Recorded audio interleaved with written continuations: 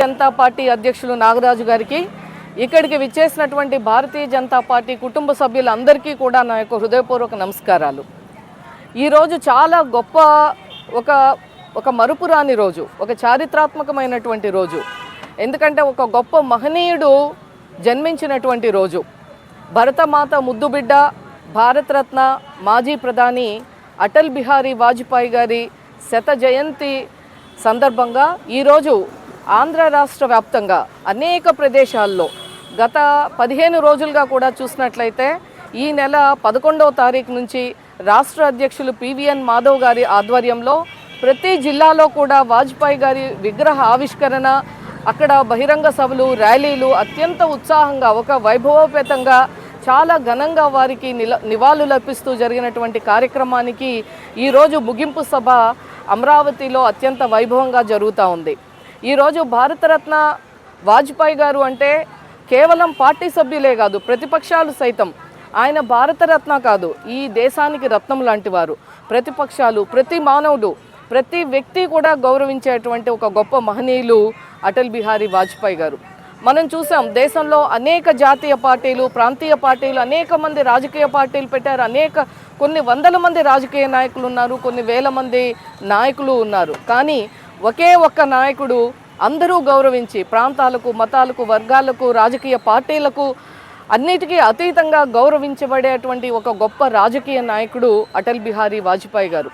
వారు ఎప్పుడూ కూడా అంటే తన నమ్మిన సిద్ధాంతం కోసం, దేశం కోసం, ధర్మం కోసం అని మాటల్లో కాదు, తన జీవితాన్ని త్యాగం చేసి ఈ దేశాన్ని ఒక విశ్వగురువుగా ఉంచడానికి కావలసినటువంటి పునాది వేసినటువంటి ఒక గొప్ప రాజకీయవేత్త మాత్రమే కాదు, వారు ఒక గొప్ప కవి, గొప్ప నాయకుడు, ఒక గొప్ప మనసున్నటువంటి ఒక మహనీయులు మన అటల్ బిహారీ వాజ్పేయి గారు.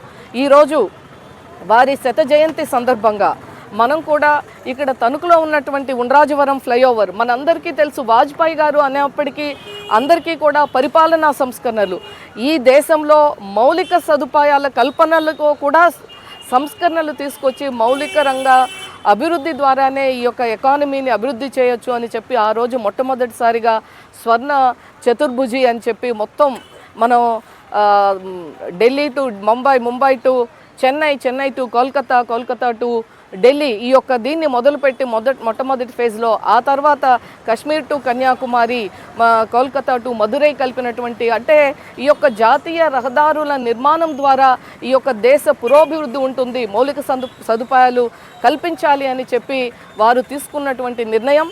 అలాగే ప్రతి గ్రామంలో కూడా సిమెంట్ రోడ్లు, ఇవన్నీ కూడా సర్వశిక్ష అభియాన్, ఈ విధమైనటువంటి ఒక సమూలాత్మకమైనటువంటి ఒక విప్లవాత్మకమైనటువంటి నిర్ణయాలు తీసుకున్నటువంటి ఒక గొప్ప ప్రధానమంత్రిగా ఈవేళ మన భారతదేశ స్వతంత్ర రాజకీయ చిత్రంలో వారు నిలిచిపోయినటువంటి సందర్భం.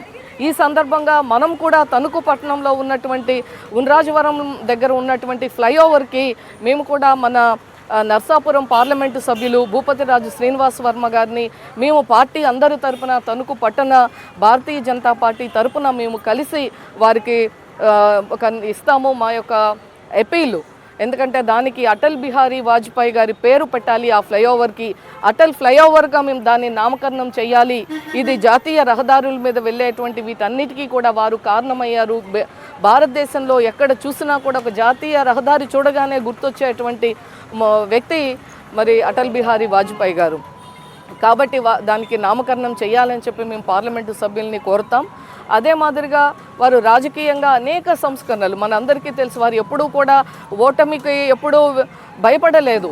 వారు ఇద్దరు పార్లమెంటు సభ్యుల నుంచి ఈవేళ 303 పార్లమెంటు సభ్యులకి భారతీయ జనతా పార్టీ ఎదగటంలో వారు చేసినటువంటి కృషి మర్చిపోలేనటువంటిది.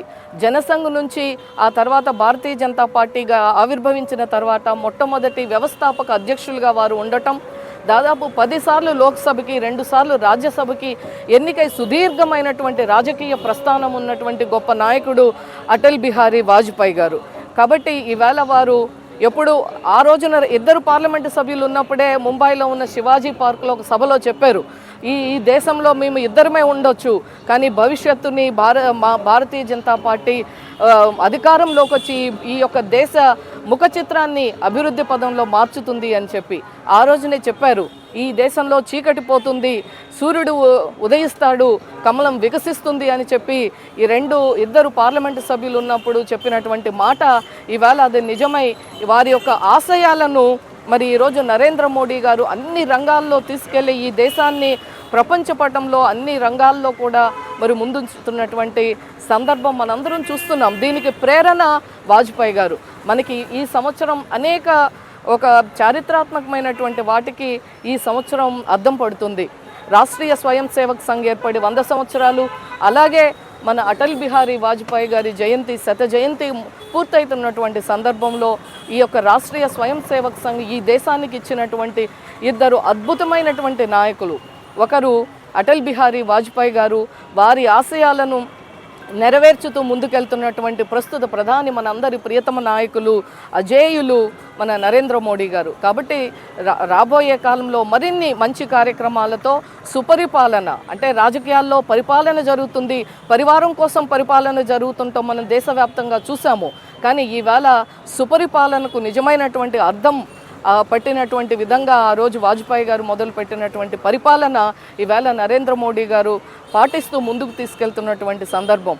అలాగే అనేక రాష్ట్రాల్లో భారతీయ జనతా పార్టీ ఈవేళ అధికారంలో ఉంటూ, ఎన్డీఏ కూటమి అధికారంలో ఉంటూ మరి వారి యొక్క ఆశయాల్ని కొనసాగిస్తూ ముందుకెళ్తున్నటువంటి సందర్భంలో రాబోయే 100 సంవత్సరాలు కూడా భారతీయ జనతా పార్టీ ఎప్పుడు దేశాన్ని విశ్వగురువుగా మనం ముందు తీసుకువెళ్లే వరకు కూడా భారతీయ జనతా పార్టీ కుటుంబ సభ్యులందరూ కూడా బాధ్యతాయుతంగా ముందుకు వెళ్ళాలి, అందరం కలిసికట్టుగా పనిచేయాలి అని చెప్పి ఈ సందర్భంగా కోరుకుంటూ ఇక్కడికి విచ్చేసినటువంటి మీ అందరికీ కూడా మనస్ఫూర్తిగా నా యొక్క ధన్యవాదాలు తెలియజేస్తా ఉన్నాను. అయితే ఈ సందర్భంగా ఒక చిన్న